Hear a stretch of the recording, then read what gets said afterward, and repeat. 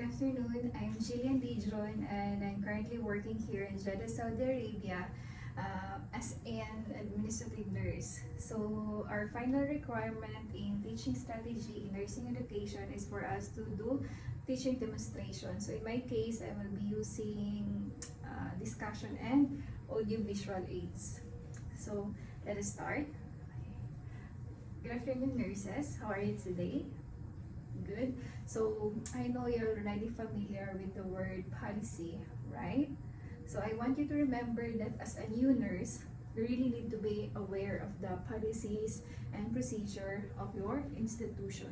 So for today, I will be discussing one of our policy, which is the verbal and telephone order.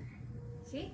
So, our learning objective for this discussion is for you to be able to describe the process in communicating, accepting, documenting the verbal order and telephone order, verifying, authenticating, and executing orders in order to be assured of the accuracy of the order. Okay? So, when you heard the word verbal order, what comes first into your mind? Okay, so verbal order is a spoken order that is given by a licensed or privileged physician to a authorized person. When you say authorized person, sinong tinutukoy dito? It is you, nurses. Okay, you are the only person that is allowed to receive a verbal order and telephone order. Of course, it is in accordance with the institution policies and regulation. So when you say telephone order, it is a verbal order given through phone. Okay?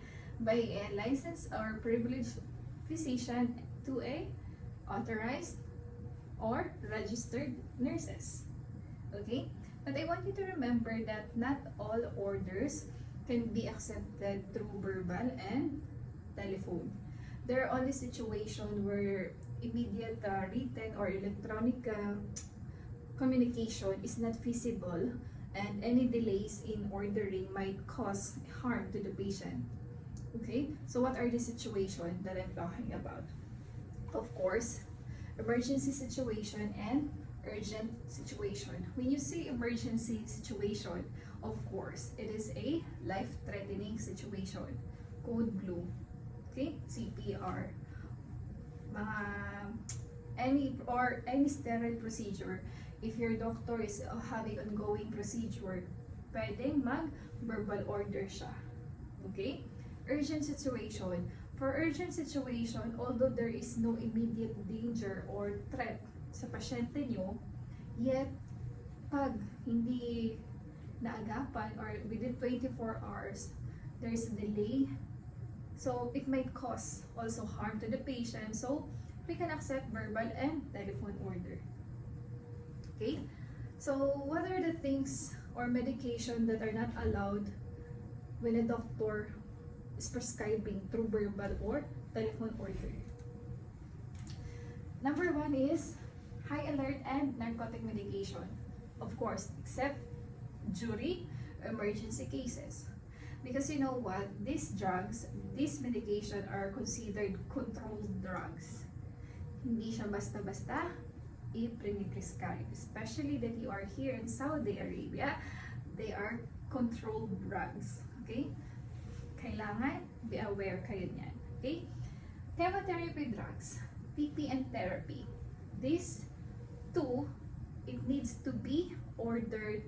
Actually, it needs to be calculated first before ordering, especially TPN. May mga kinukumpit ang mga doctors dyan, electrolytes like that. So, cannot be ordered through telephone or verbal order. Discharge order on outpatient medication. These three, patient restraint, category of care, withdrawal of life support. Hindi siya pwedeng verbal or telephone order. Why?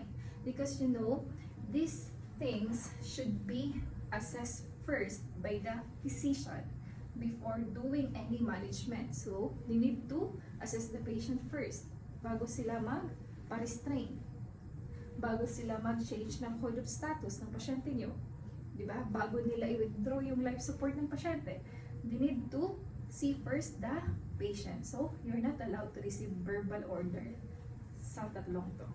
Okay? Or telephone order. Okay? So, I want you to remember when receiving telephone order and verbal order, you should always remember na kailangan clear ang order, complete ang order. Okay? Complete and clear. So, when you receive a telephone order must include the following. Of course, name of the patient, MRN, medical record number, date and time, ordering physician. You need to know the name of the ordering physician, generic name of drug, drug dosage, route of administration, frequency of the administration. Okay? Then after that, you will write it down in the medication sheet, and you need to label it as telephone order, TO. Why? So that you will be aware, you will be reminded that this order is through telephone and should be signed and verified by the ordering physician. Confirm telephone order through readback. Bakit readback? Since you are going to write down the order, you need to read back the order to the ordering physician, right? Tama, di ba? So, you need to write it clearly and complete. Kung hindi kayo familiar sa medication, if you're not familiar of the medication and you're not aware or you don't know the spelling of the medication, okay lang na letter by letter sabihin niyo sa doktor, Doktor, B as in ball, M as in Mary, ganun. Para you need to be clear. Kasi it is telephone order. And we're talking about the patient safety also dito, di ba? Especially the medication ang ibibigay ninyo.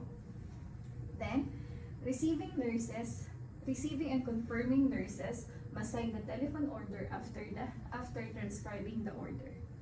And lastly, verify and sign the telephone order on the medication sheet.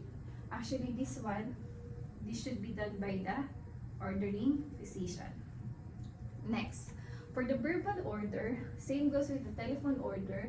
There should be generic name of the drug dosage, route of administration, and frequency. For the verbal order, you should confirm the verbal order through repeat back.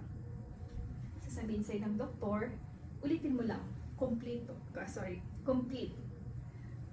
and clear again. Okay? Then, verify and sign the telephone, this one is verbal, order on the medication sheet. Okay? I want you to remember this thing. For telephone order of medication, the duration or time frame should only be 24 hours lang. So, you need to make sure that within 24 hours, the doctor should sign and verify the order, the medication. Okay? Clear tayo dyan, ha? For verbal order, yan naman immediately after the emergency situation. Halimbawa, natapos na siya sa CPR, sa pag-attend ng code blue. So, alatul, as soon as possible, papirmahan nyo na siya. Okay, pa-confirm nyo. Papirmahan nyo siya. No abbreviation is not accepted also. Okay, para hindi kayo malito. So, again, for verbal order, kailangan, anong gagawin nyo? You need to repeat it back. And for telephone order, you need to read it back. Question. Okay. Again, for how long or what is the duration, time frame when a physician ordered through telephone? Yes, it's 24 hours. Okay, within 24 hours, you need to secure the signature of the ordering physician. And for the verbal order, Yes, immediately after any emergency situation. Any question? Question?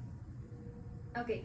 By the way, before I forgot, di ba usually, for example, when a doctor orders a medication, like for example, oh nurse, could you please give 1,000 milligram of paracetamol, BID through IV? It's telephone order. So you need to read it, you need to read it back, right? So, doctor, you're ordering 1,000 milligram of paracetamol, BID, IV, like that. Yung BID, you need to be clear.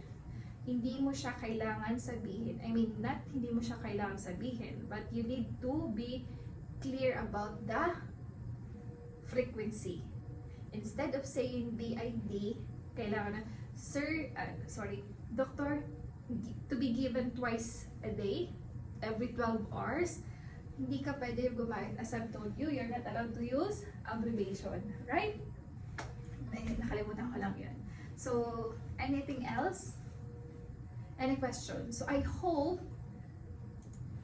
pag nasa ward na kayo, you will apply this policy. Okay? Thank you and God bless.